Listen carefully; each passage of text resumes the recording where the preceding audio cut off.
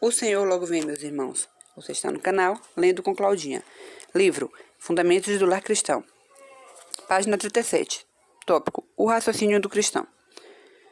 O que deve fazer todo cristão quando levado à difícil situação que prova a solidez dos princípios religiosos? Com firmeza digna de imitação, ele deve dizer francamente: sou um cristão consciente. Creio que o 7º dia da semana é o sábado bíblico. Nossa fé e nossos princípios nos levam a direções opostas. Não podemos ser felizes juntos, pois se eu prossigo em adquirir mais perfeito conhecimento da vontade de Deus, me tornarei mais e mais diferente do mundo, e mais me assemelharei a Cristo. Se você continua não vendo beleza em Jesus e nenhuma atração pela verdade, amará o mundo, que já não posso amar, ao passo que eu terei prazer nas coisas de Deus, que você não consegue apreciar. As coisas espirituais são discernidas espiritualmente. 1 Coríntios 2,14.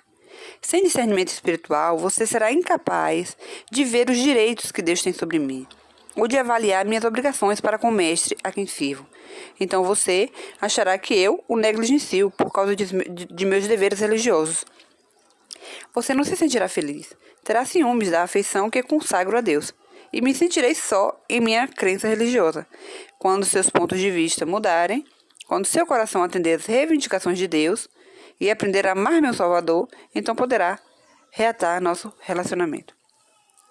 O crente fará então por Cristo um sacrifício que por sua consciência aprovará. E que mostrará que ele estima a vida eterna demais para correr o risco de perdê-la. Sentirá que é melhor permanecer solteiro do que unir seus interesses por toda a vida a uma pessoa que prefere o mundo do que a Jesus, e que o levaria para longe da cruz de Cristo. Tópico: casamento bem fundamentado. Só em Cristo é que se pode, com segurança, entrar para o casamento.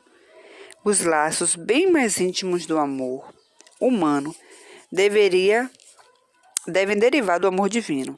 Só onde Cristo reina é que pode haver afeição profunda, verdadeira e altruísta.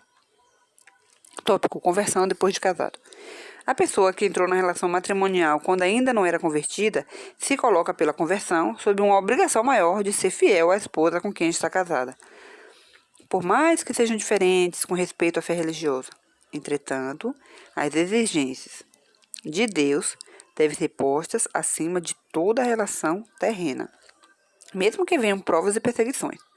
Com espírito de amor e mansidão, essa fidelidade pode ter influência para ganhar o descrente. Capítulo 8. Casamentos apressados. Tópico: relacionamentos imaturos. Casamentos precoces não devem ser incentivados.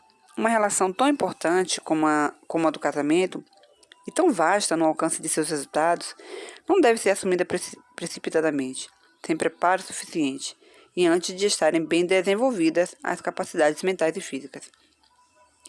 Rapazes e moças se casam sem ter juízo e amor amadurecidos, sem sentimentos elevados e nobres, e assumem os compromissos de um casamento completamente guiados pelos desejos da juventude.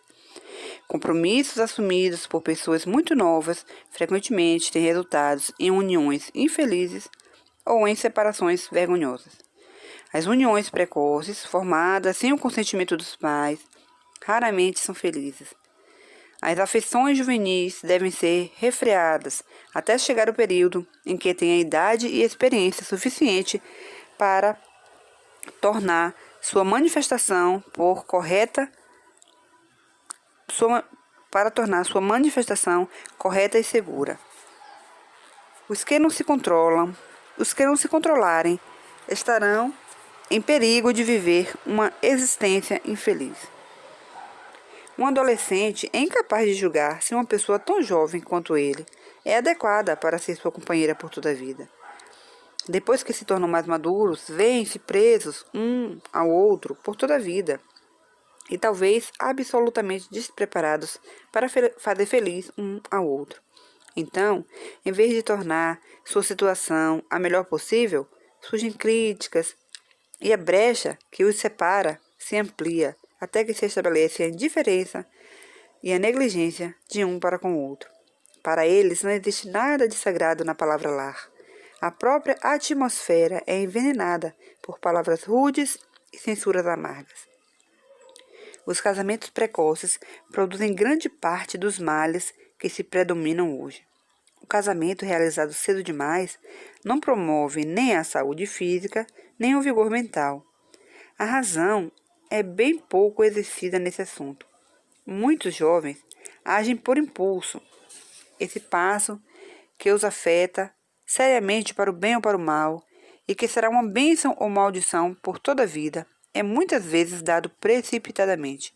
Movido pelo impulso do sentimento, muitos não darão ouvidos à razão ou à orientação de um ponto de vista cristão.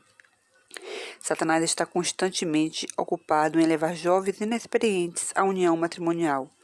Mas quanto menos nos orgulharmos de casamentos que estão sendo realizados, tanto melhor. Como consequência de casamentos apressados, mesmo entre os que se dizem povo de Deus, há separações, divórcios e grande confusão na igreja. Que contraste entre o procedimento de Isaac e o que é praticado pelos jovens de nosso tempo, inclusive muitos cristãos. Os jovens frequentemente acham que a entrega de suas afeições é uma questão na qual apenas o eu, deve ser consultado. Muitos, antes de atingirem a idade de homens ou mulheres adultos, julgam-se competentes para fazer sua escolha sem o auxílio dos pais. Em geral, uns poucos anos de vida conjugal são suficientes para evidenciar seu erro, mas muitas vezes tarde demais para impedir os resultados indesejados. A mesma falta de prudência e autocontrole que determinou a escolha precipitada faz o mal se agravar, até que a relação matrimonial se torna um peso insuportável. Muitos assim fizeram naufragar sua felicidade nessa vida e sua esperança de salvação. Tópico: uniões perigosas. Há jovens que receberam a verdade e foram bem por algum tempo, mas Satanás os envolveu em sua rede por meio de uniões insensatas e casamentos desaconselháveis. Ele percebeu que essa seria a melhor maneira de desviá-los dos caminhos da santidade. Foi-me mostrado que na juventude de hoje não tem verdadeira noção de seu grande perigo. Há entre os jovens muitos que Deus aceitaria como obreiros nos vários ramos de sua obra, mas Satanás barra seus passos e assim os captura em suas teias. Eles se afastam de Deus e se tornam incapazes para a obra dele. Satanás age com astúcia e persistência. Ele sabe exatamente como enlaçar o imprudente, e é alarmante que poucos conseguem escapar de suas armadilhas. Eles não veem o perigo e não se protegem contra os seus enganos. Satanás os instiga a se afeiçoarem depressa um ao outro, sem buscar a sabedoria de Deus ou daqueles a quem ele enviou para os advertir, reprovar e aconselhar. Consideram-se autossuficientes e não desejam ser contidos. Tópico: conselho a um adolescente. Suas ideias imaturas a respeito do amor em relação às meninas não passam de uma boa imagem de você. Se continuar nessa direção, seus estudos certamente serão prejudicados. Você será levado a se envolver com companhias impuras. Seus caminhos e o dos outros serão corrompidos. É assim que seu caso me foi apresentado. E enquanto persistir em seguir seu próprio caminho, qualquer pessoa que desejar ajudá-lo, influenciá-lo ou contê-lo, encontrará a mais determinada resistência, porque seu coração não está em harmonia com a verdade e a justiça. Tópico: diferença de idade. Quem pretende se casar pode não ter riquezas, mas deve ter a bênção maior da saúde. E na maioria dos casos não deve haver diferença muito grande de idade. A negligência quanto a essa regra pode resultar em sério dano para a saúde do mais jovem.